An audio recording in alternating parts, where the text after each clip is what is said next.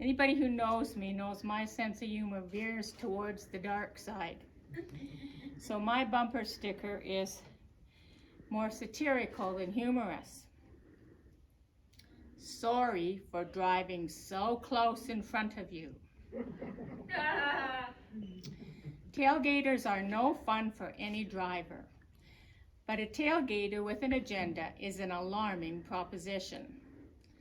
I have experienced such a one, and at the time found it more frightening than funny.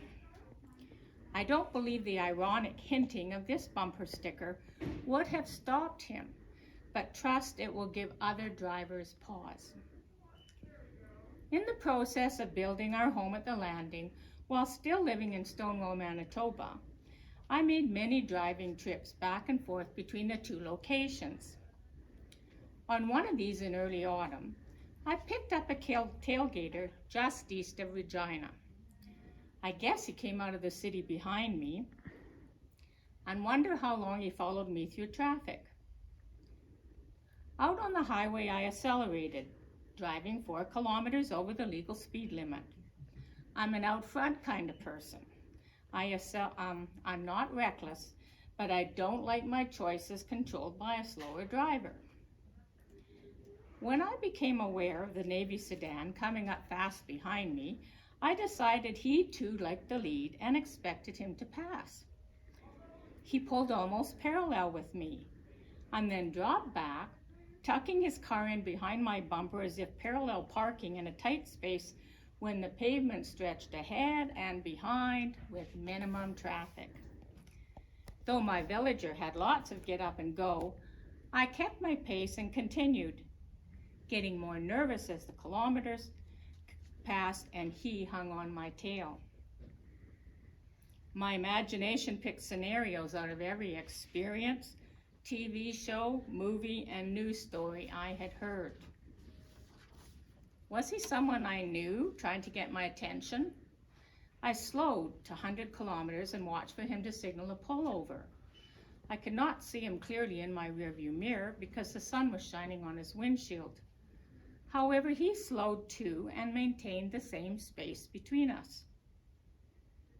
Had he seen me driving in the lane next to him through Regina and gotten a mad crush on this middle-aged, van-driving, white-haired cutie?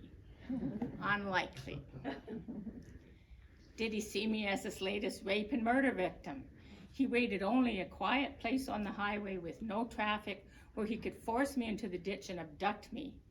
I sped up to 106 kilometers, tempted to weave back and forth across the highway to shake him loose.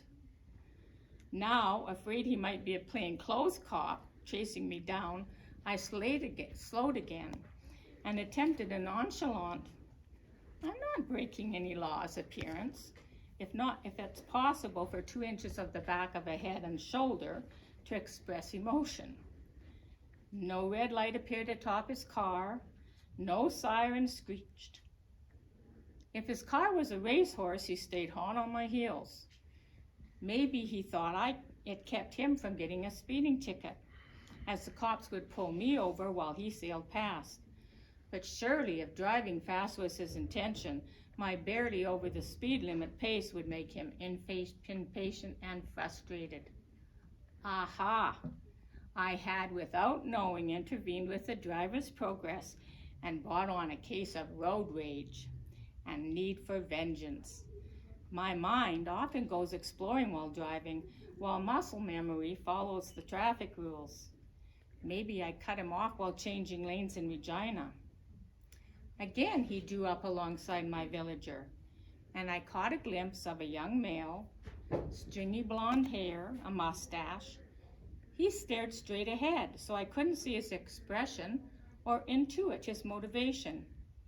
And again, he dropped back and tucked in behind me. What did he want? Curiosity switched places with confusion and tag-teamed conflict. By now, my adrenaline level had hit the danger zone. Fight, flight, or freeze, my primitive brain shrieked. Act! My shaking hands drummed the jagged rhythm of my heartbeat into the steering wheel. I pulled onto the shoulder of the highway in hopes I dealt with a timid driver afraid to pass. Hitting the automatic lock system for my doors, I trembled with fear, then relief as he sped by. I waited a few seconds and resumed my trip. Okay, just an inexperienced driver. We need a bumper sticker for them.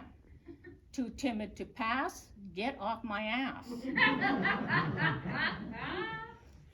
Minutes later, I saw him ahead, parked on a side road. The nose of his car pointed east. As I passed, he pulled in behind me. Terrified at the deliberateness of his action, I slammed my gas pedal down, hoping I could outrun his older vehicle. He chased me down the highway until I exceeded the speed limit by so much I slowed down for safety's sake. I expected an RCMP constable to drive out from behind a bush and ticket me any second. Shades of corner gas. Frightened and infuriated, I thought of slamming on my brakes. The smack of my bumper against his might, like a bad breath kiss, stop him from following me.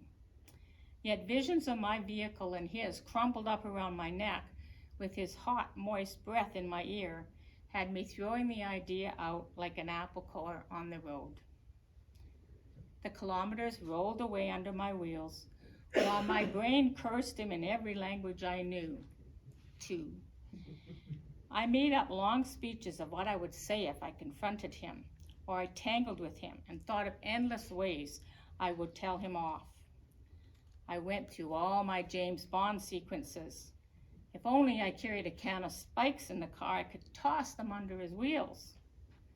My villager didn't burn oil, so I couldn't hide in a smoke haze or lay a oil slick down on the road so that his car would slide off like a greased caterpillar, hopefully to be smashed by a huge combine going by in the field. In those days, cell phones were as large as a can of tomato juice. You couldn't access them easily and certainly couldn't phone from your car. Besides, I didn't have one. But I wished I had that can of tomato juice to lob through his windshield. A perfect life would present me with the opportunity to lecture him, scolding him for as long as he had harassed me. I'd point out proper driving etiquette and the consequences of frightening fellow travelers, and watch him slink off thoroughly chastened and a model driver for the rest of his life. I need a bumper sticker that says, "Perfect doesn't exist, pick me." The annoying part of this story is I have no resolution. I will never know why he tailgated me for so long. Emotionally exhausted and caught up in mental meanderings, I never noticed when he peeled off at some town or gas station. At some point as I neared Prairie, I realized he disappeared like a phantom. There is a possibility he was a young kid getting a laugh at my expense, or a new driver realizing not what he did. If road rage triggered his action, the long hours following me might have sucked out his anger like a deflating balloon. The simple explanation might be he didn't have gas money and thought by drafting on my larger van, he would burn less fuel. Whatever his intention, I wonder if he knows the stress he caused, if other drivers relive their nightmare experience with him.